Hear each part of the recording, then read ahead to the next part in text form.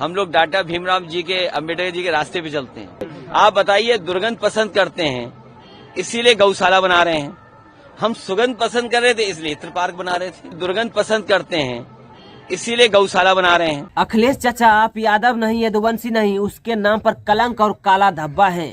आप अपने बाप दादा, छेरदादा, परदादा से पूछिएगा कि आपको गोबर खिलाकर ही इतना बड़ा पाल पोस कर किया। सॉरी, गोबर के गोईठा पर खाना बनाकर जब खाता था उस टाइम बदबू नहीं आता था। मतलब भगवान कृष्ण तो यादव थे, यदुवंशी थे।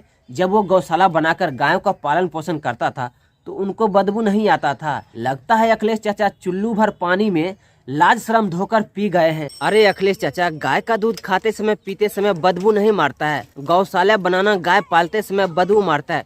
थू है आपकी सोच पर। मतलब सनातन धर्म का विरोध करना अखिलेश चाचा का डीएनए में शामिल है। तभी तो मुसलमानों के लिए इत्र पार्क बना रहे हैं। हमारे आदर्श लोहिया जी हैं। हम लोग डॉक्टर भीमराव जी के, अम्बेडकर जी के रास्ते पे चलते हैं। नेताजी ने जो रास्ता दिखाया उस रास्ते पे चल रहे हैं। जनरेशन मिस जी ने हम लोगों को जो सिखा के गए हैं उस रास्ते पे चल रहे हैं हम लोग। मतलब अम्बेडकर जी जनता के टोटी चुरा कर खाया था। मतलब अम्बेडकर जी राम भक्तों के ऊपर गोली चलवाया था। मतलब अम्बेडकर जी हिंदू देवी देवताओं को मजाक उड़ाया करता था। इसीलिए अखिलेश चाचा अम्बेडकर जी के रास्ते पे चलते हैं, क्योंकि इनमें सारा गुण है ना। कि बाबर को लाया कौन? बाबर को इब्राहिम लोदी को हराने के लिए राणा सांगा लाया था। बाबर को महाराणा राणा सांगा ने, राजपुताना ने नहीं इनवाइट किया। इब्राहिम लोदी के बेटे ने जाके इनवाइट किया। राजपुताना ने मुगल्स के साथ आने को भी मना कर दिया था, इनवाइट करने को भी मना कर दिया था। तो मुसलमान तो बाबर की औलाद हैं और तुम गद्दार राणा सांगा की औलाद हो। अरे चाचा, जिसके अंदर बाबर, मुगल, औरंगजेब के नाजायज डीएनए शामिल है ना, वही इस तरह की घटिया नीच बातें करते हैं।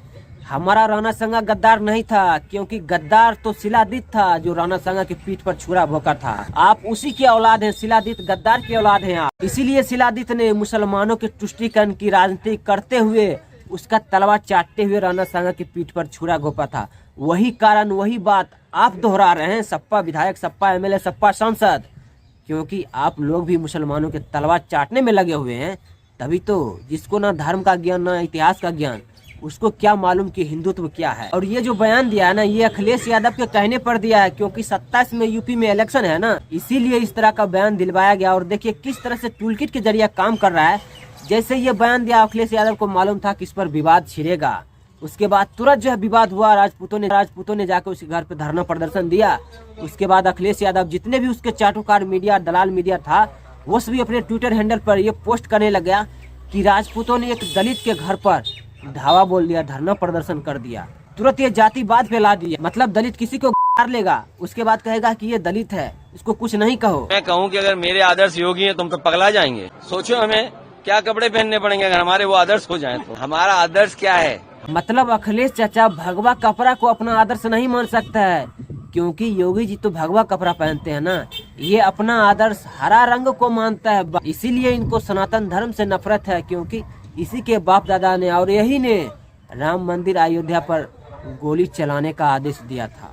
तो फिर ये कैसे भगवा कपड़ा को ये अपना आदर्श मान सकता है? बहुत हास्यास्पद और उतना ही आक्रोश उत्पन्न करने वाला है। समाजवादी पार्टी के मुखिया कह रहे हैं कि गौशालाओं से उनको बदबू आती है। उनको स्लॉटर हाउस जब उनके कार्यकाल में चला करते थे तो क्या उस स्लॉटर हाउस से उनको खुशबू आया करती थी? गायों को कटवाना उनकी सरकार में जिस तरह से खुलेआम हुआ करता था, उससे उनको खुशबू आया करती थी। ये बहुत दुर्भाग्यपूर्ण है। अखिलेश यादव जी जिस बिरादरी की राजनीति करते हैं, क्या उनकी बिरादरी इस बात को स्वीकार करेगी कि गौशालाओं से उनको बदबू आ रही है? जिनका परंपरागत व्यवसाय रहा है गौशाला, गौपालन करना, भैंस पालन करना, क्या उनको उससे बदबू आ रही है? अखिलेश यादव जी की मानसिकता आज तुगलकिया और इतनी मुगलिया सोच से बढ़ गई है कि आज वो भारतीय सनातन संस्कृति को अपमानित करने का कोई मौका नहीं छोड़। और आने वाला टाइम में 2027 में पिछवाड़े पर लात मारकर जो आपको वहाँ का जनता भगाएगा। तो आज का वीडियो हमें यह नहीं करेंगे। अगर वीडियो अच्छा लगा तो एक लाइक करें, अगर चैनल पर नए हैं तब एक बार जरूर सब्सक्राइब करें। हम आपको मिलेंगे इसी तरह के नेक्स्ट वीडियो में। जय हिंद, जय भारत, जय श्री राम।